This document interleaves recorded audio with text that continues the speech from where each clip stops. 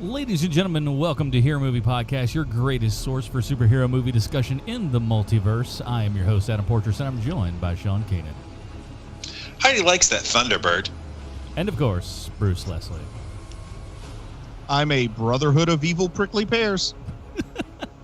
Ladies and gentlemen, we are here this week to discuss yet another, can you believe it, yet another comic book television program. Man, you swing a stick and you're bound to find, at least 15 of these things these days, man. Holy cow. But one of the fewer that you find out there are the Marvel ones, and we have a Marvel one today coming to us not from Disney, but from Fox. We're going to be discussing the first two episodes of The Gifted, which, even though they clearly don't announce anything anywhere, is kind of their X-Men, show, if you will. Oh, boy, they want to keep that a secret, too. It's kind of weird, right? And we'll talk about whether or not that works for them and if maybe they should have gone a little bit, in a different way. But we'll figure all that kind of good stuff out. But we do want to welcome everybody to the show. We do want to say thank you to everyone who drops down to the iTunes and gives us a 5-star review, a.k.a. Humdinger. Humdinger.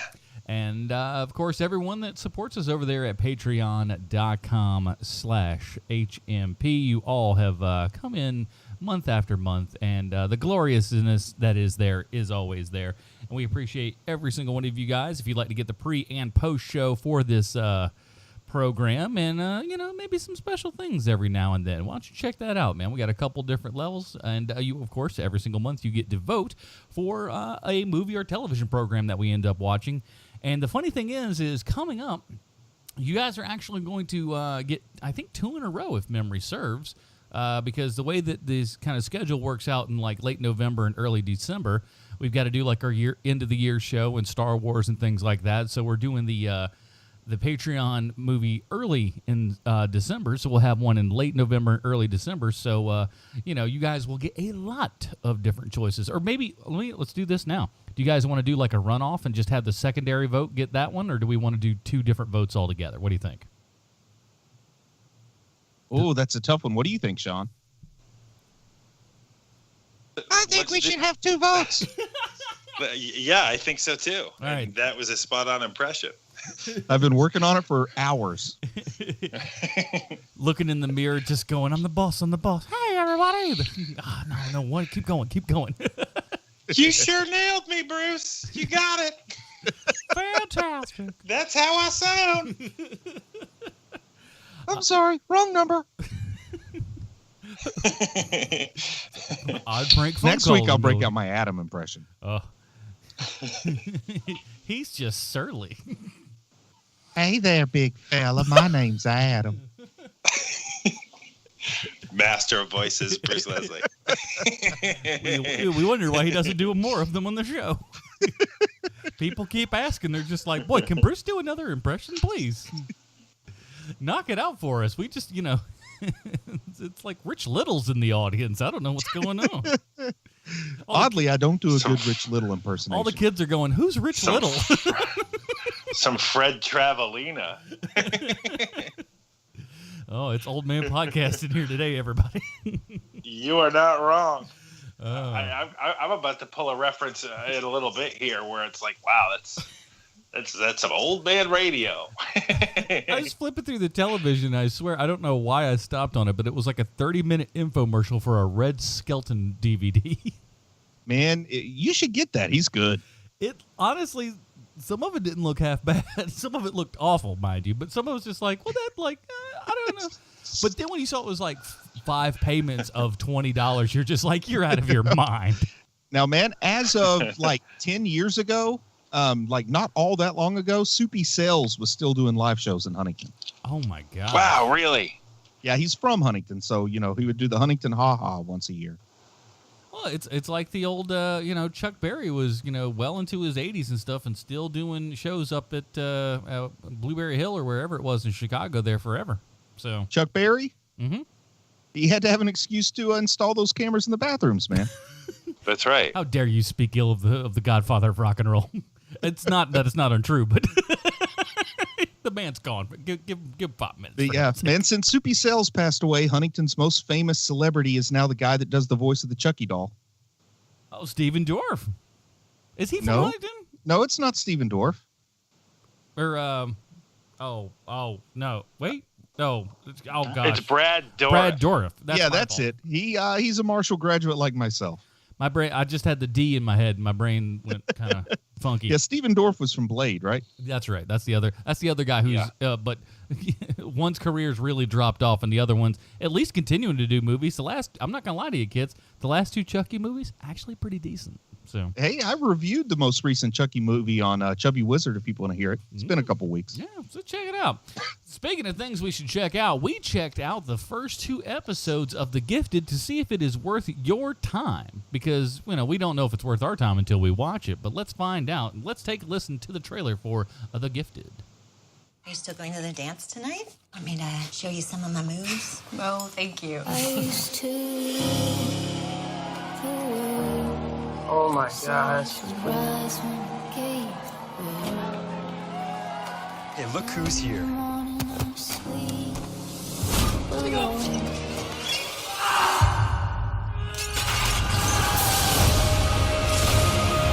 didn't you tell me? I'm so sorry. How do you think we got out of that ship? You two. Did you hear about the mutant incident? Those are my kids. The X-Men, the Brotherhood, we don't even know if they exist anymore. With the Sentinel services, We have to go now. Stay out of sight.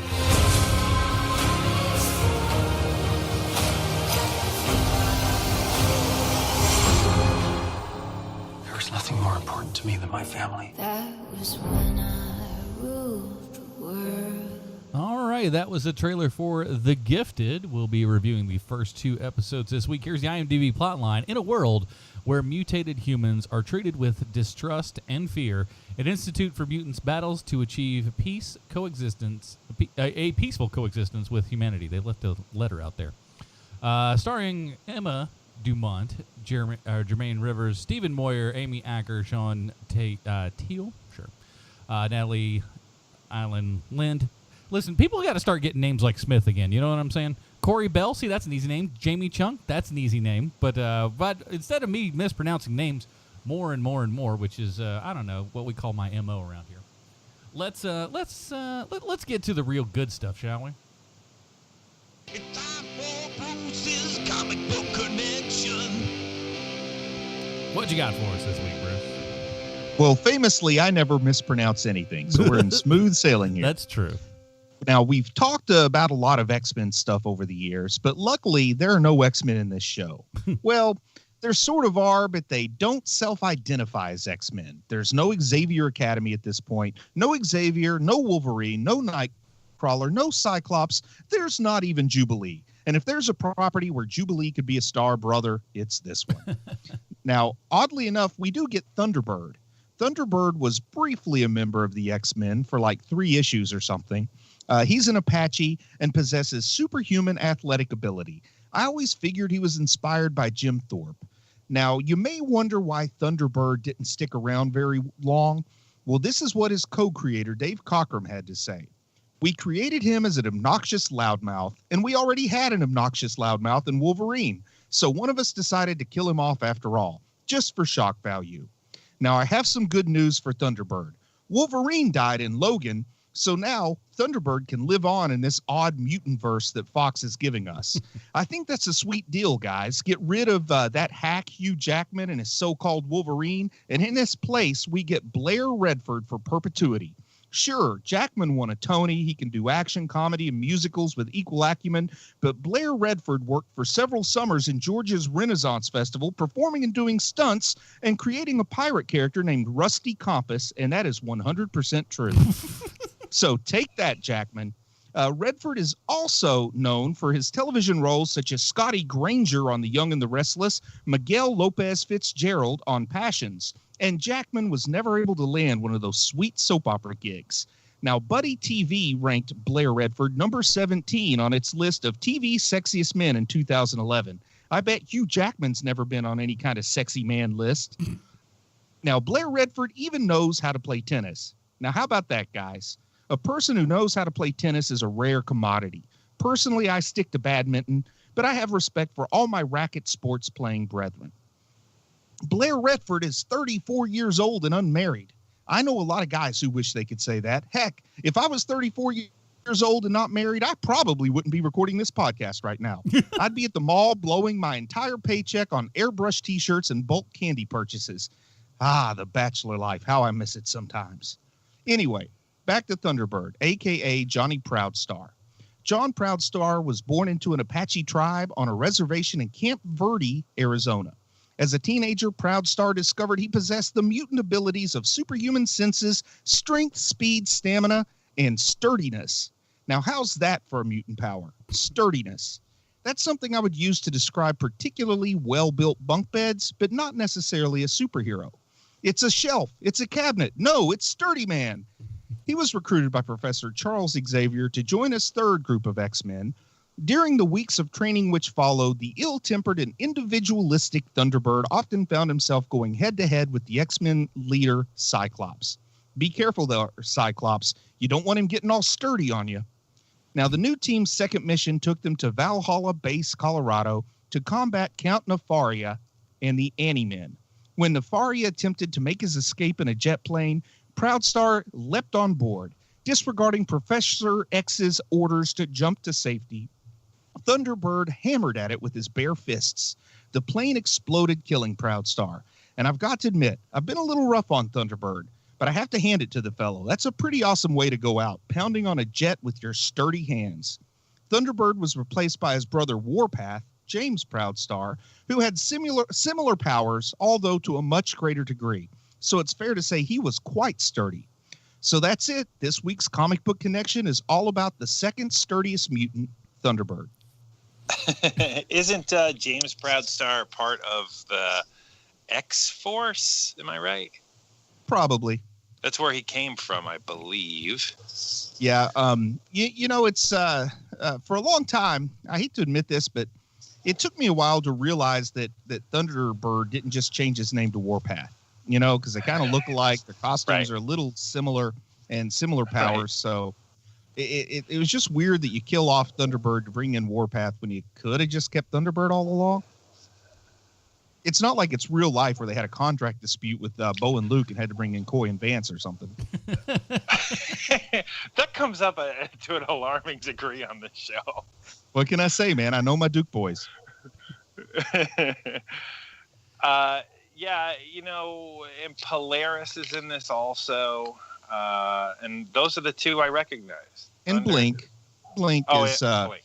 Yeah. And I really recognize Blink mostly from her character's role in Age of Apocalypse, the movie.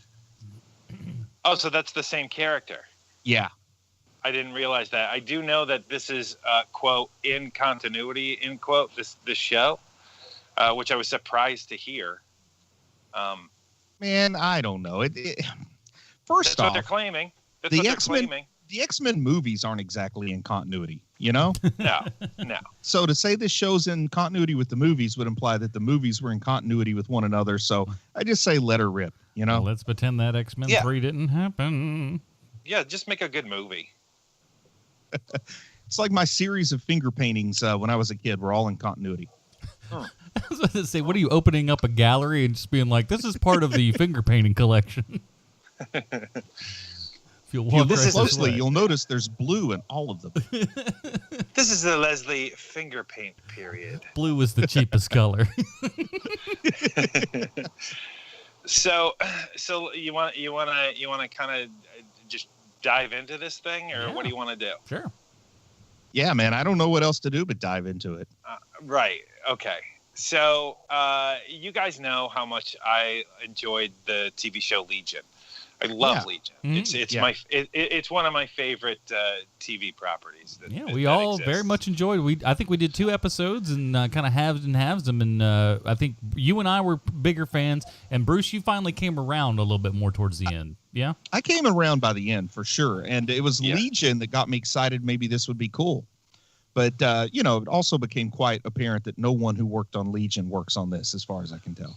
Well, the difference is that Legion takes huge swings, they take huge, massive risks on that show. It's one of the reasons why I liked it so much is that, what they're doing all the time isn't great, but at least they're trying something and they're going for an aesthetic, their own their own little pocket universe in the X-Men world, and it's great, and I love it, and it is coming back, right? Am I right on that? Yes. Yeah, that's what I've heard. And I don't know if FX being like the sort of spin-off cable channel, whereas Fox is broadcast, it would be weird to me to hear that FX had a bigger budget, but I think they made their budget look bigger by spending it on talent and the art department rather than sci-fi effects and CGI and stuff. And do remember, we're looking at, I believe, an 8-episode versus 13-episode, if memory serves, between the two. So this one will have more episodes to it on account of, that's just kind of how more proper network works. And I don't know, man. I don't know how much they pay the actors on this versus how much they pay the actors on Legion. But I would suspect if you take out the salary of the actors, if you look at the budget per episode, even with 13, it's probably bigger on this and doesn't look near as good to me. No, it doesn't. The other thing about this show is that they're trying to go down the middle. They're not taking big chances. They want to make you believe. They want the comic book fans to be happy, but they also are hiding the comic book aspect to the show. And when you do that, you come up with the thing I hate most, and I say it all the time on this show. You come up with a mediocre property, and that is what this show is. It is completely mediocre to the point where I always forget the name of the show. The Gifted is not something where you remember that name. Horrible branding. And even if they couldn't capture the magic of Legion, they could at least just say, you know what, we're just going to go bat poop crazy like Gotham. But they don't do either. They don't give us what I like about Legion. And, Gotham is not a good show, but I love watching it just because it is so ridiculous. I know I'm going to see something that I'm not expecting and enjoy every episode. This just felt like kind of like Agents of S.H.I.E.L.D. with a different cast. It is a bit of that, although Agents of S.H.I.E.L.D., and I can't believe I'm saying this, it's gotten much better. It has gotten actually to the point where it's good. So I'll say season 2 Agents of S.H.I.E.L.D. is what I feel like watching this. Yes. And they should rename The Gifted. They should just rename the show We've Gotta Go, because they say that no less than 40 times in the 2 episodes I watched. We've got to go. We've got to go. It happens over and over and over.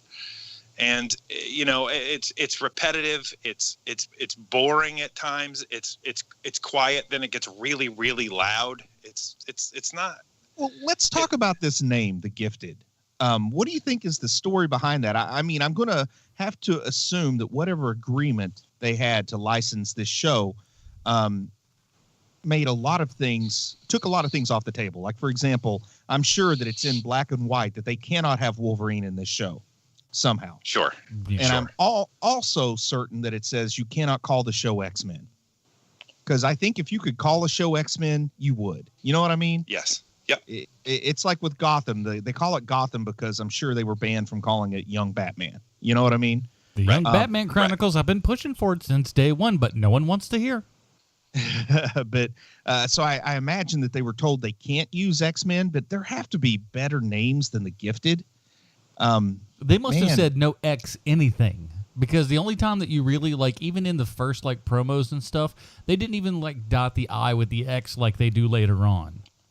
It's just like they were not in, like, at least with, like, Legion, there's, like, they throw in the X and stuff, and they try to make it, at least kind of sing to you a little bit that it's got some X-Men origins in it. But this, it seems like they're almost trying to hide it, which I think is a bad move. And they probably can't use any name of any existing team, so they had to come up with The Gifted. I wonder if they were told they couldn't even use mutants in the title, because I know they couldn't call it New Mutants, they couldn't call it X-Men, X-Force, they couldn't call it X-Factor, but if they could at least call it like Extraordinary the Mutant or Front, something. like if they called it the Mutant Front, I think that would help it better than The Gifted. Man, the Gifted almost makes me think it's going to have some kind of hokey moral to every episode or something. I'm almost expecting a touch of that Michael Landon Walking on a Road to Heaven show here. or the Della Reese one where she making out with an angel. What was that called? You got it. You nailed it. Making out with an angel and Walking the Road to Heaven. Those are the 2 names of those shows. Mm-hmm. That's what I wanted to do every episode was make out with Della Reese. And I was too busy watching Gifted- Murder, She Wrote. The Gifted is a lazy title, you know, and you have the name right there in the show because they're called the Mutant Underground, are they not on the show? Yeah, that's what I mean. Yeah, Just call it said that. I said Mutant Front. I meant Mutant Underground. Yeah, just call it that, man. That's a lot better name than the Gifted. Or call it the Brotherhood of Morally Ambiguous Mutants instead of the Brotherhood of Evil Mutants. There's a weird thing happening with this show also, where if you watch it the way I did on streaming, you see the names of the episodes, and the episodes are all, you know, like have the X capitalized in every one of the episodes. Right. So it's hidden in plain sight that they're X-Men, but it is hidden, you know, and it's just so weird to me. And every step, every big major idea in this show is wrong-headed, in my opinion. And also something that bugs me is they reference that the X-Men aren't around anymore. Like they do make that reference that the X-Men and the Brotherhood aren't here anymore, but they don't explain what happened to them. And I think that could even make this show interesting as if it was like, let's say the X-Men have disappeared and these guys are trying to find them. And we know that they'll never be able to find them on account of the agreements here. But still, you know, that would be kind of cool. They could find something to make this work for me better than whatever it is. Well, they need what the show desperately needs, and only watching 2 episodes, I don't know if this has happened yet because I know they're on episode 5 now, I think, is that they need a big bad, and they need a really good one. You know, I think that that's probably what saved you, Bruce, with Legion, is that the big bad on Legion is great. Oh, he is, man. I got to agree with that. And I think that if they have a really good big bad on this show, it's going to change everything. And whether that's, you know, someone that's barely used, like your Cameron Hodge or something like that, like that's the way to go with this show. What's the big bad equivalent of Thunderbird? I'm trying to think of a bad guy that was so for 3 issues and then disappeared and was replaced by a twin, essentially. That's a hard one. That was maybe a little too specific. Well, I think they could bring in Toad as the big bad. There you go. You know, the reason why I picked Cameron Hodge specifically is that he is the linchpin in the Extinction Agenda, which to me is still the best X-Men crossover book of all time. And they don't use him. You know, that's a character that we have not seen, at least as far as I know, we haven't seen in 20 years. Well, something that could save this series and would blow my mind is if, like in the season finale, we found out that the reason the X-Men and Brotherhood were gone is because Onslaught has appeared, and Onslaught's going to be their big bad for season 2. That would get me interested. That would keep me interested as well. I just want to see something. Like, show me something, man. You know. Oh, you weren't turned on by those spider robot versions of Sentinels? No, where they're apologizing for the Sentinel program. Yeah. And there's a whole lot of that. You know, we live in an age now where Thor Ragnarok just leans into how goofy and crazy these universes are, and then it's followed up by the Gifted. You know, like that's not. And you're doing it wrong. But this same network, just a couple of weeks ago, gave us an episode of Gotham where Solomon Grundy climbs out of a swamp. He finds a camp of Irish hobos who are still listening to music on a wax cylinder. And then in the same episode, I see Gordon use a cell phone. So we've got wax cylinder Victrolas and Irish hobo camps by the swamp and cell phones in the same universe. Why can't they give me something goofy or crazy or interesting in this show? What are you saying, bro? You don't listen to stuff on the wax cylinders no more? I'm sorry. You got to figure out how music is really supposed to be listened to, Bruce. Man, you know, if you don't hear the FDR fireside chats on a wax cylinder, you just haven't listened to them. But you can't sit too close to the fire. I really do at some point want to stand around a barrel fire by, you know, that's a bucket list thing for me right now. I don't want to be homeless when I'm doing it, mind you, but I'd like to stand around a barrel fire, man. Hey, I'm so old school. I just like to read the sheet music and hear the music in my head. It's better also if you have like a doo-wop group around you, possibly by a famous actor's brother is kind of running that group. You never know, man. Or just get a player piano in the backseat of your car. Ooh, no one explored the player piano in the back of a vehicle. I'm a little ashamed that that's not a thing. That would have been better. There's nothing like driving to some good ragtime sounds. How much better would that have made Five Easy Pieces if the piano was a player piano and it was just playing as they were driving? That would have been amazing. Jack Nicholson just rolling up some old ragtime music and they're just driving down the road. What a weird pull from you, Portrais. That is a weird pull. 5 Easy Pieces. So, out of the real mutants that they do use, because they create a whole lot of new folks here, and I've already talked pretty extensively about Thunderbird, and I have to feel like they were given a list of 100 people they couldn't use, and Thunderbird was like sort of close to being Warpath. No, Thunderbird. I'm already getting it's Thunderbird. It's Thunderbird. And I imagine Thunderbird was like one of the few people that had actually been a main team X-Men character, even if it was only for a couple of issues that they could use. And then they're like, well, Blink isn't on the banned list, and Blink was in one of the X-Men movies, so we'll throw her in there. And then somebody said, you know what? I think they forgot that Polaris is even a thing, so we'll put her in here. And then a bunch of original, fairly boring mutants. I mean, it's hard to come up with an original mutant because there are about 7,000 of them, so there's no imaginable power that you couldn't potentially say they're infringing on an existing mutant that they're not allowed to use, you know? Well, little glass orbs appear from your hands is new. We haven't seen that before. Yeah, but I feel like there's going to be an Inhuman that does that soon. So yeah, what is there anything that we like? I'm trying to come up with something. I know that I like that Sharon Gless is in this show. She is a welcomed addition to this show. I like the guy from True Blood. I've never watched True Blood, so I don't know who that is. I think it's the guy that plays Strucker, Reed Strucker. And he's done other stuff I've watched. He's all you can sit here and say, like, yeah, if you've seen True Blood, all you can see coming out of this dude's face the entire time is "Suck is mine," just in this like "Suck." It's a little much. He could pronounce. Actually, he made it sound more like "sucky," but anyway, that's him. And he's like what, Australian or English or something? I think maybe he's English. I don't know. Let's find out.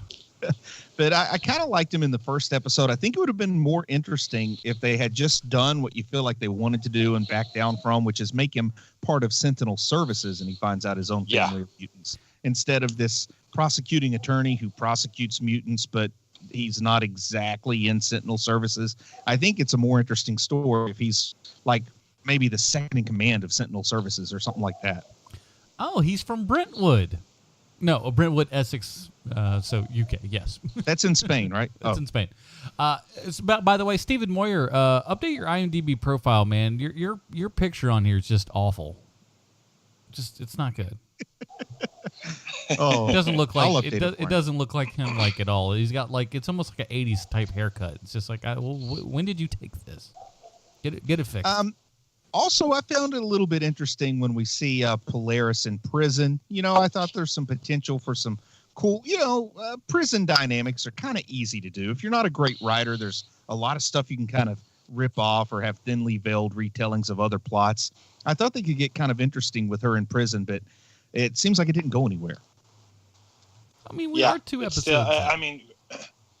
Yeah, they have the dye wash out of her hair, so she has the green hair for real, and whatever. Is that how hair dye works? Like, does it just wash out? I would imagine it can. Yeah. I just kind of thought hair dye lasted a little bit longer. No, I mean if you got depends on the dye you're using. Yeah, you can get real crummy stuff that'll go out soon, but I mean one would think that. Because, man, that was like somebody poured oil down her back. It wasn't like it was kind of fading slowly over a couple of washes. It's like the cheap Halloween kind that you just spray in with a can. Yeah. Hope she didn't pay $200 for that at the beauty shop. No, that's or the Mutant Beauty Shop or whatever. The Mutant Beauty Shop. That's what. See, they could create a new mutant that can change people's hair color right there. I just finally came up with an original mutant they could have used. How long before we see Guido on this show? Guido Sarducci? Yeah, that's what I'm thinking of. The priest from Saturday Night Live in the 80s? No, a strong man. Okay. Strong Guido. Oh, that's right. The character's name is Guido. Yeah. Forgot about that. His name's Guido. Giant body, tiny little head. I think he's on the cannot use list. That's hilarious if they can't. That seems like a character that would be right up Bruce's alley, though, doesn't it? Weird. Got a little hair thing. They've got him penciled in for season 2 of Legion, from what I understand. He'd fit in on that show. I hope so. He's crazy. That's a nutty character. He fits right in there, and that's what's missing from this. One of the things, again, if I'm not having fun watching your show, you're doing it wrong. And there is nothing fun about this show. It's dour. It's very navel gazing. There's a lot of that happening on the show. There's a lot of I hate my powers. There's all of that stuff. We've seen this to death. Like, let's do something different. And I looked up online to see what the reviews were for this, and it seems to be 50-50 with people who really like it and people who are like us, where it's like, this is mediocre. And I can enjoy a bad show if the show knows what it is and embraces that it's bad. I've already referenced Gotham a lot, and I'll be honest, a lot of what I like on the CW is because they know, what we do doesn't that much, so let's just do whatever the heck pops into our head this week. And this show, I don't know, man. It's like they think they're doing something special like Legion, and they're really giving us more like Inhumans here. Yeah. Yep. Hey, look, you better be careful of the way you talk to me. I'll go back to Black Lightning. That's an inside joke, everybody. Sorry. Oh, man. But, anyway, I bet Black Lightning will be better than this show. I think Black Lightning knows what it is. It will know what it is.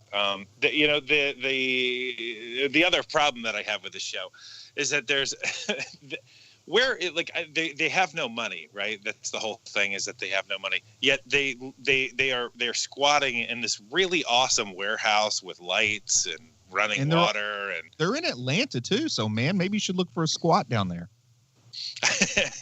Well, there's plenty of places you can squat here for sure, but nothing that awesome. Man, and like the whole plot of episode 2, like you've got mutants, you've got Sentinels hunting mutants, you've got this whole government versus the underground trying to build like a pipeline to help people escape to Mexico or whatever. And episode 2 is all about breaking into an emergency room and stealing some medicine. And that seems like really, that's like in the old days when I used to wonder why, like the old George Reeves black and white Superman, like why is Superman trying to stop a pickpocket? Like that seems like a total misuse of resources to me. Well, not only that, but it harkens back to Suicide Squad from earlier this year. That's this year, right? Suicide Squad? Last year? Last year. I don't even remember February anymore. last year, I think. Last year. So it harkens back to that where, so your biggest problem that you have to deal with is self-imposed because it's someone on your team that's causing all this problem. And, that's what the entire second episode is. We've got to take care of this thing that we have created ourselves.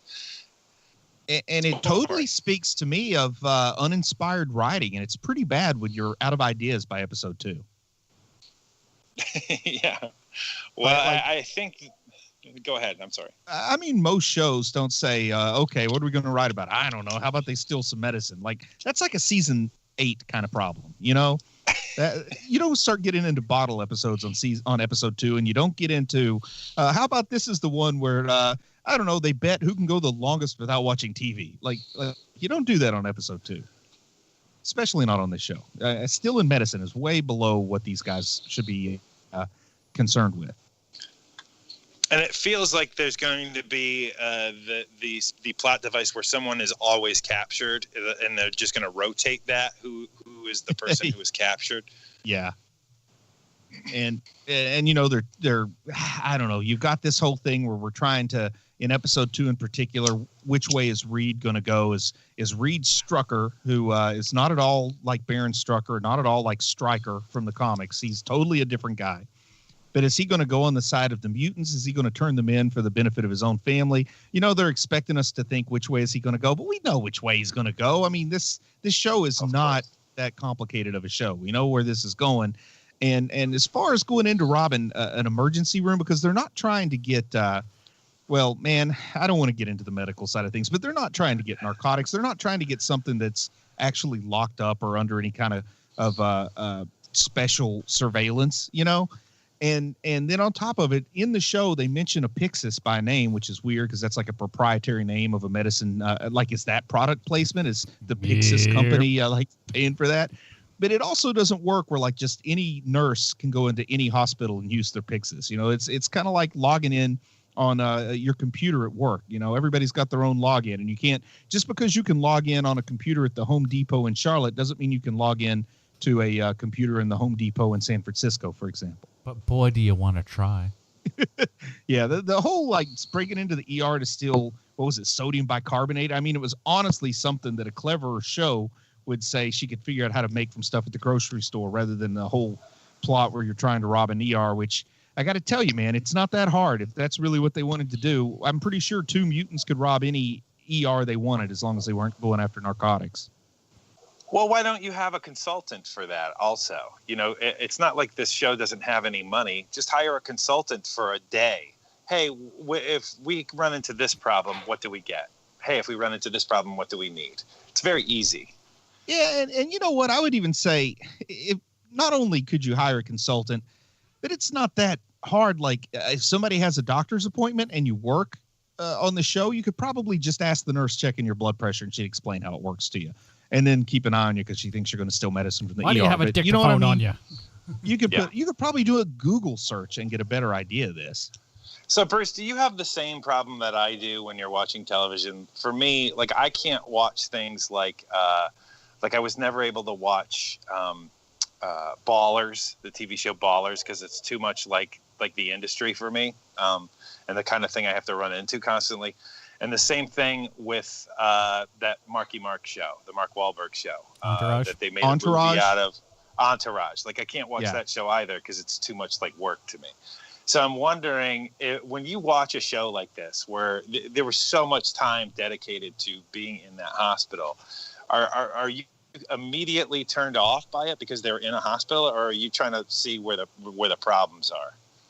Man, I try to push myself to just go with it, and sometimes I'm better at it than others. The problem is when they make the plot hinge, like House was the one I couldn't watch, because House, the whole plot would hinge on this rare diagnosis and its treatment, and they obviously knew almost nothing about either the diagnosis or the treatment. You know, so House would really bug me. It'd be like it'd be like if you were a police detective and you're watching one of these police procedurals where it all comes down to whether or not somebody can find the right key for their handcuffs to whether they end up the plot. I mean, it's just like stupid stuff that would sometimes come down on House. ER was such a soap opera that I could go with it, even though, I mean, the medicine wasn't great there. The one, and I'm not the only one to point this out, I'm sure you've heard this before, but really the best representation, the most accurate, the one that really you could tell had a good medical advisor on set. No, man. It was Scrubs. Scrubs is nearly flawless. Huh. And, you know, the character JD was based on a real physician that was friends with the guy that created the show, and that guy was on set for almost every episode, and it shows, man. It ran flawlessly from a medical side of things. And oh, that's interesting. And, you know, I've heard interviews with the creators of Scrubs where they say every doctor they talk to tells them that Scrubs is the most accurate medical show they've ever seen, and it makes them both proud and extremely frightened at the same time. It's pretty spot on, man, with the medical stuff. This is why I can't watch Boogie Nights. Never mind. It's ridiculous. Oh man, you and Mark Wahlberg, neither of you can watch it. I can't do it anymore. It's not good. The Lord doesn't like it. Okay. I've been mysteriously quiet. I like this show. Well, tell us, man. Jump in here. Defend it. I don't know. It's like, yeah, man. And that's the tough part is like, I don't know. I don't know at this point. And honestly. Okay, hold on. Slow down. First off, Adam. Okay. Have you seen either of the episodes completely free of the influence of any substances? Yes. Okay, good. Because, you can like a lot of stuff in some this is true. states of mind that you're known to dip into. Every now and then. But no, not for a while. So I'm good. So no. Well, Adam, let's break it down. So why do you like it? Because for me, there's almost nothing to recommend this show. So, I mean, do you like the acting on the show? I think the acting is decent. The big thing to me is that like it doesn't seem like it's not obviously top of the top as far as like production everything goes, but it's not like sorry Agents of S.H.I.E.L.D., sorry Dr. Dandu, I know you're still listening to the show. But it's not like first season Agents of S.H.I.E.L.D. where everything just kind of looks like a cardboard set. There's enough in there that it makes me I think it's just shy of FX worthy for Legion and everything. It's not super great. It doesn't have quite the artistic bent that does. It's a little bit more straightforward network television, but there's enough in here to kind of stop you for trail a me second along. Go ahead. I know that you're on a train here, and I don't mean to derail it, but look, man, the people who make Legion, like the production designer on that show, has a true, honest-to-God vision of what they're going for. Like the artistic integrity of that show is amazing. They had ideas, they had thoughts, and like I said at the beginning of the show, at least sometimes it doesn't work, but at least they're going for something. Whereas something on The Gifted, where you have a Teenage Mutant Ninja Turtle level, hey, this is our secret lair. I mean, come on, man. Like the production design on The Gifted is awful. It is uninspired. It is let's look at reference photos. It's garbage. But by and large, right now though, that's where they're supposed to be. Is very like outside of like one or two places, very common, very everyday sort of things. Where we were with Legion, we were in the mental institution that never existed on the face of planet Earth. It was a great comic book, sort of thing. And here we're delving a little bit more, and maybe it expands. I don't know.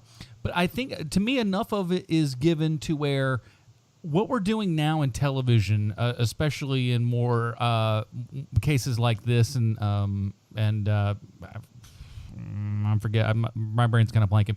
But we're getting to more of a straight serialization of television, where it's not just here's an episode. This is more Lost than like CSI, right? Sure, I agree. Man. So that's still kind of a bold statement. I just mean from a storytelling aspect, just from like how the structure works. Yeah, I mean the structure of the show certainly. If you come into this show on episode 3, you can probably pick it up like you could pick up Uncanny X-Men 152, and you pick it up and you're like, well, a bunch of stuff happened before this, but I'm still following it. That's probably the way that this show works as well. I wouldn't know because that's not how I'm watching it, but I'm going to guess that's the answer to it, right? The thing that makes this show mediocre isn't the fact that they're serializing the show. What makes the show mediocre is what they're serializing is boring. Yeah, I think so far. To me, I'm treating this like the first 2 episodes. I'm treating it. We're still in the first act of the story here. I don't think anything's really happened yet, and I haven't watched beyond episode 2, so I'll just go ahead and put that on the table. But it feels like this is starting to set us up to a particular point, and there are some shows out there, and we've seen them, where they go all the way to the wall from the get-of-go, where you really go like, man, if they would have just kind of held back a little bit and let the story unfold, as opposed to just going, we may never get another chance, so kitchen sink. Those shows can really they can seem fun, but they can also be a problem too, because it's just like, boy, that escalated fast. But you have to judge a show differently than you judge a movie or a book, because you bought the movie, you got your ticket.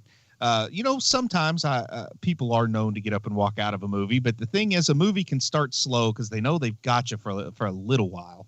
A book, once you bought the book, if the first 2 chapters are kind of building to something, They don't necessarily have to keep you hooked, but a show, man, you turn in and you watch one episode, you watch 2 episodes, you feel like it's not going anywhere, you might not watch episode 3. So you got to have something. Now, this is true. You got to have something there in the beginning to get you going. Maybe a Netflix show that's designed, all dumped at once, designed to be binged, can get away with some lulls, but especially broadcasts where you can't expect people to necessarily remember every detail from week to week, because not everybody's like us, man. Right. A lot of people have other things going on in their lives that demand equal attention to the shows, unlike us, where the shows are, it's all our life.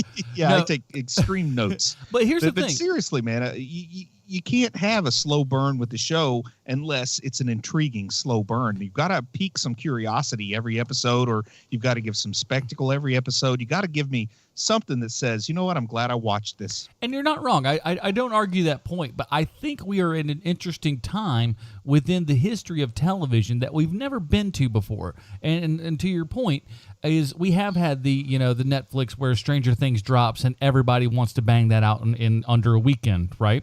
Because if you don't, you're not on the train. And I think network television, to an extent, wants to have that kind of, sort of power to where we have that, that flow. But obviously they can't. They're very constricted by what they can do. And yet they want to try to bring that to the actual week-to-week television, they've got to, figure out a way that they can kind of get in the middle of it to where they can kind of do that sort of thing to where you keep us on every single week. And a great example of that from years ago was obviously 24. 24 ended every single episode with you gripping your seat going, oh my gosh, I can't wait to see what they do next week. But they don't do that here. That first season, there was also a mountain lion at one point. The mountain lion was the big. And not everything. Hey, you had to put through 24 hours worth of television. Not everything. I'm all for it. If they threw a mountain lion into the middle of one of these episodes, I'd be into it.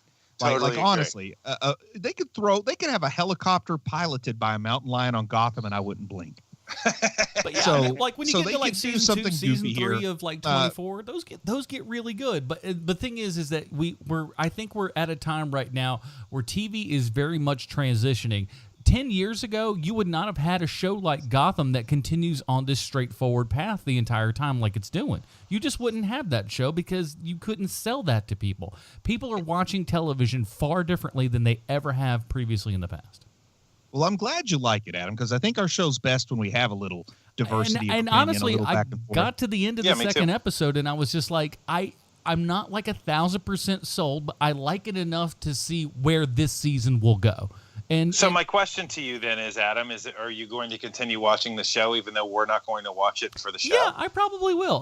I may, now that I think there's 5 or 6 episodes out now, I'll probably watch those and then kind of bank the rest, and then just kind of hit them up one after the other because frankly, as we've kind of discovered over the last couple of years, I think TV works pretty well that way for me, unless it's something that's like super water cooler.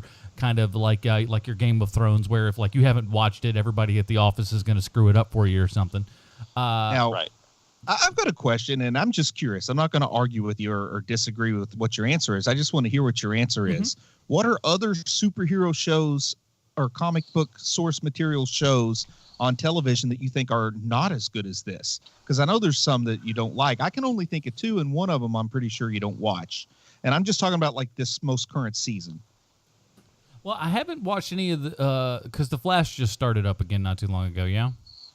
I haven't watched that in a little, so I can't speak. I can't speak to anything that's new. And I'll be honest with you, I got off of the Gotham train, and I never really, and much to the chagrin of Dr. Dan Do, I never really. There's a handful of Agents of S.H.I.E.L.D. episodes I enjoy, but I just and you guys know this. It's that nerd sort of thing of like, God, I really don't want to get onto this unless I'm watching the whole thing. And God knows I don't want to go through 2 seasons of garbage. I'm just curious. Do you think there's a chance Flash could be less interesting than this? Probably not. But I mean, again, that leans a little bit more comic book. And again, this is super early into this thing as well. Yeah. And if you were to show me the first 2 episodes alone of the Flash, I'd be a little bit iffy. But no, you wouldn't. Maybe you would not. Not as much as the first 2 episodes of The Flash are great. Not as much as this one, but it would be still kind of like I don't know how long they can sustain this sort of thing. But this is more of a like we're in uncharted territory, really. We were falling all over ourselves trying to ring the bell of how great The Flash was that first season. Because we weren't getting anything that was of that Do we have a point. consensus that this is probably better than Inhumans? Yes. Okay, Yeah, there you go. I'll I agree with that one. I enjoyed this more than Inhumans, but I'll probably Inhumans started to get better, and I'll probably wrap that once that wraps up. I'll probably bang through the rest of those episodes too, just on account of I'd like to see what they do with it. And I hope things get better, but I think a lot of these I'll say this: a lot of these TV shows need to really know, hey man, you got to get it out of the gate. And I think they actually realized that with the Inhumans later on, from what some interviews have kind of said. They've sat back and been like, we rushed this. This was a screw up on our part. This could have been a lot better, and we messed up. So I think you need to learn to say, hey, we need to make the best show that we can and not necessarily meet a production date. Sean, where do you think this stacks up against Riverdale? I still think Riverdale's the worst show we've watched on this show. But this is, and this isn't. This is a bad show, but this isn't something where like I just hate it. I don't like this show, but I don't hate it like I hate Riverdale. But that's the thing too. I kind of liked Riverdale, and yet I have not gone back to see any of the episodes. So it shows you how much of a grip it actually had. You know what I mean? Riverdale had a couple of good musical numbers. This show could use some musical numbers. The two things I've hated the most since we've started this show that we've ever had to review are Riverdale and the Teenage Mutant Ninja Turtle movies. I can't stand the cartoons, but the cartoons just feel like a waste of time. Where the Riverdale and Teenage Mutant Ninja Turtles are an affront to my senses. What about how do you think the production design on this show stacks up to the production design on, I don't know, something like Outcast? The production design on Outcast was beautiful, man. I can't even pretend to not be just blown away by the production design on Outcast. I love that show. Well, here's the secret: is that they did it right because they got the guy who was the production designer on Winter's Bone. And Winter's Bone is gorgeous and beautiful in its production design, and so therefore Outcast is also. It was a guy who knows, okay, this is the sensibility, this is what this is going to look like, and he's true to himself every step of the way. Whereas with this show, this is, hey, comic books are fun. Yeah, I think it's the same guy that did the production design for Generation X that we watched. So there's a lot of just black in the background and nothing else. And that set goes on forever. The big twist is they're going to bring in Max Headroom for the season finale. They should. This show could use Max Headroom because that guy's awesome.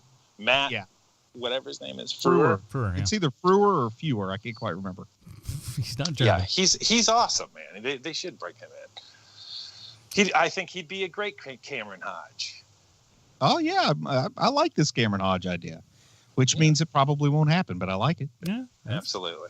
But I'm gonna. I don't know, man. Should I expose myself to get chopped off, get my head chopped off by the listeners? But I'm gonna say 3 episodes into Walking Dead this season, and it's not any better than this.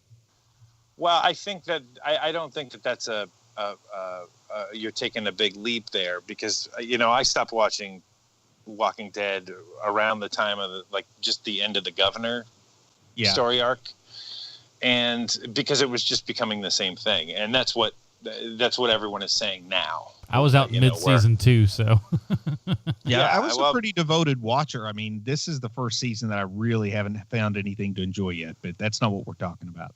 They just need they need new blood in there is what it feels like to me.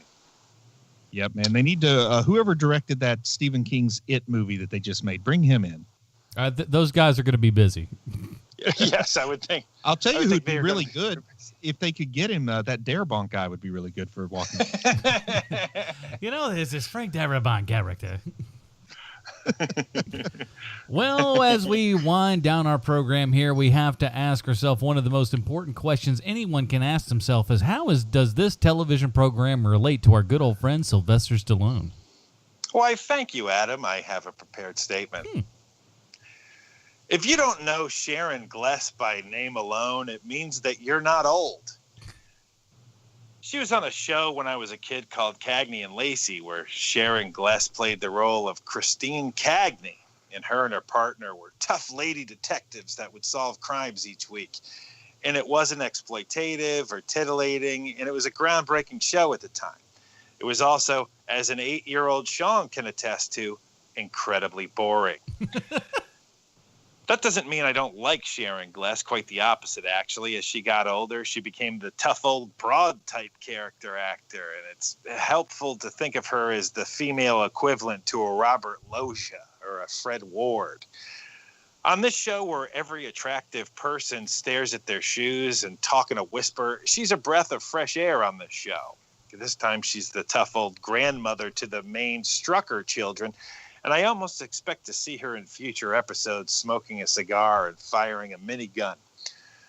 When she was younger, she did time doing guest spots on network shows like Ironsides, Adam 12, and The Rockford Files. And one of those shows was Kojak, and we've spoken about Kojak before on the Stallone Connection because it was one of Stallone's earlier roles, because if you were a working actor in the 70s, you were working on Kojak.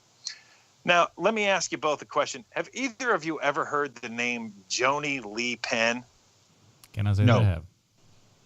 That's weird, because in 1990, she was sentenced to 6 years for breaking into Sharon Gless's home with a shotgun and barricading herself into a standoff with police.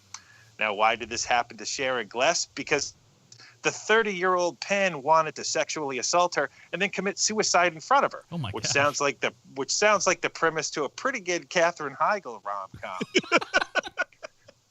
Title: I'll have what she's having. I know it's horrible when these things happen, but Hollywood has done something so that people don't get stalked anymore by hiring actors no one would ever care about, like the cast of The Gifted. So good job by them. And there you have it, Thunderbird and Sage, this week's Stallone Connection. And now, in preparation for next week's review of Justice League, I present to you the following. Number 1, it's bad, but not as bad as I thought it would be. Number 2, it's an ugly, complicated mess, but I still kind of like it. 3, besides Wonder Woman, I don't care about any of these people. Now, fellas, let's review The Gifted.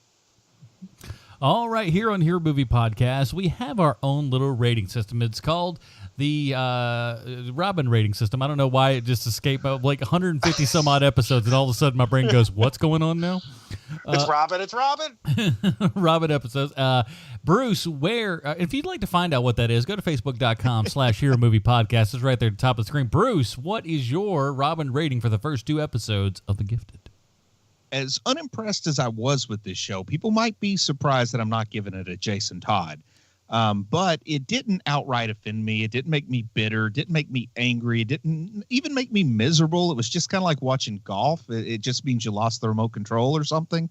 It's just boring. It underachieved. I'm giving it a Stephanie Brown because that's kind of what I feel is appropriate for it. There are definitely worse things that we've seen here. So I'm going to give it the good old lukewarm, boring old Stephanie Brown. All right. Sean, what do you got? I am giving it a Jason Todd, but I'm giving it Jason Todd for the exact reasons that I said earlier. Like, I want to give it a Stephanie Brown because it's more tepid and mediocre, like the show is. But it's a Jason Todd because it is mediocre and tepid. They take no chances. They take no risks. It's with characters that kind of, sort of, already, maybe. And it's boring. That's the main thing. It's boring, and it's not fun, and it's ugly. And so it's a Jason Todd for me. Yeah, I'm just going to go Damian Wayne on here, just kind of right in the middle. Like I said, I'm not super, it's early. It's early in the game, and maybe by the end of this year show and everything, I may have a different rating, because we can always go around and change those at the end of the year. And if you waste that on The Gifted, man, I'm going to laugh. You can do it for several things. You don't have to limit it to just one film. You can do it on any of them that you want. We make our own rules, Leslie. Yeah, I'm not beholden to any of that garbage. I make the rules around here, doggone it. So yeah, I'm just gonna go Damian Wayne on this. I will watch some more of it. Hopefully it'll catch on. Hopefully it'll make it a little bit better. But if it doesn't, I won't watch it. Like I said, I dug Riverdale a heck of a lot more than Sean did, but I never watched beyond the episodes that we had to for the show. So that's got to tell you something. It is what it is, everybody. But I do want to do this real quick because we got an email here at the 11th hour. So wow. I figure we ought to go ahead and read that. So it just gets on this week's show. What do you say? Vale's here. And this one is simply entitled, Thanks. Hey, fellas, executive producer Robert M. Barney here. You can call me Rob, unless, of course, Sean has another nickname up his sleeve. Anything, Sean? What do you got? Barney Miller. I said Sean. Gumball. Gumball. Ooh, I like that. Gumball. Gumball it is. It's fun because it's like, I don't know why, but it is. Anywho, I've been listening for a good long while, but have never sent you any communication. I'll be getting to iTunes next, but I have no Apple products, so I don't get there much. Wanted to say thanks for all you do. You make my nights at work bearable. Attach your photos of me as young Gay Blade, Dolly Parton, Ghost Pirate before it was cool. And Buddy the Elf and Heat Miser. I'm the heart of your demographic, and I love you guys, so keep up doing what you're doing. Burnin' Hades, Rob Barney, or as he will be known from this point on, Gumball. Thanks, Gumball. That is it, everybody. Let's close up the old H&P mailbag. Vale's here. And as always, if you'd like to send us an email, do that at heromoviepodcast@gmail.com. Or you could just be like our friend Gumball here and go down to patreon.com/HMP. Help support this show. Get yourself a pre-show, post-show, special shows, and all that kind of jazz. And, of course, voting rights for the upcoming, the double header we got coming up and not too awful long. Speaking of not too awful long, it's been a long time since you've been places, Sean, but where could if you were on the internet, where might people find you? At Twitter, at Hero Movie Sean. And Bruce, I hear you do a couple of things on the internet. Is there any truth to that? Yeah. Okay, good. Well, you can find me. Man, I'm still in promotion mode for Nerd Spawn Genesis, man. It's available on Amazon. It's a great, fantastic superhero adventure featuring Adam, Sean, and Bruce. Chock full of laughs and references to nerd culture stuff. You get to meet Constantine, and that's spelled T-E-E-N, and his Eldritch skateboard. You get to learn the secret origin of the first Nerd Spawn, Lil Still. Honestly, you can't go wrong for $2.99 for the ebook, free to Kindle Unlimited subscribers. Read the first 3 chapters for free with the Look Inside feature. Please check it out. Otherwise, you're missing some great stuff. I almost freaked out because I commented there was on the Facebook page for Birth Movies Death, there was a thing about Batman, and I made a comment about how Affleck probably should have had his own Batman thing first, and somebody said, I agree with this 100%, but they also should have had Little Steel. I about had a heart attack. Because it's and there's a guy I actually met, a listener who I met at DragonCon last year while me and Matt were just walking around, and it made us feel like rock stars. We were like, what in the world? That was pretty sweet. But, anyways. That's the guy that needs to read Nerd Spawn Genesis. Those are the people that need to read that. And come on, if you don't get scared by reading the Constantine, kind of doing his summoning and whatnot, I don't know what's wrong with you. It's frightening. But it's his fake English accent that's the most frightening. Right, it gets put off. He's from Fort Mill. That's great. And of course, my other podcast, the Film Find at filmfind.com, new release reviews every single week. We had a double episode this week because we'd missed a week. So, even when we miss, we get down and still give you even more, man. So don't worry about that. And of course, Mondays at 10 p.m. Eastern at nerdtalknow.com, we do a live show where I think this week we're doing some of the, a Make Me Laugh challenge. And you guys know I don't laugh at nothing. So we'll see how that goes. And, of course, Still Preacher Podcast is out there and all that other kind of good stuff, man. So thank you guys so much. Next week, what's happening next week? Is it anything that's of note at all? Would anyone even care? Punisher drops. No, yes, that's right. Punisher drops. It's going to be a crowded weekend. There's a DC fanboy going, hey, dude, that stinks. So, yes, we will be covering the new Justice League movie next week. So we'll see what happens, man. Half a Zack Snyder film, half a Whedon film. Who knows, man? Who's to say? But I will say this. I almost forgot this as a plug. Bruce and I are actually going to be on another podcast. On November 17th or so, right? Yeah. Man, that is going to be a busy week. Yeah, this Friday, man, Bruce and I are going to be on Current Geek. So check that out, man. Subscribe to that and everything. Should be a good, fun time, I believe. So check that out. Looking forward to chatting with Scott Johnson. Some good gentlemen over there, I'll tell you that much. So Very cool. Links in the show notes. I'll put those in the show notes for you guys. That is it, everybody. Join us next week for the Justice League. For Sean Keenan, Bruce Leslie, I'm Adam Portrais. Stay super, everybody. Bye, Marty and Edie.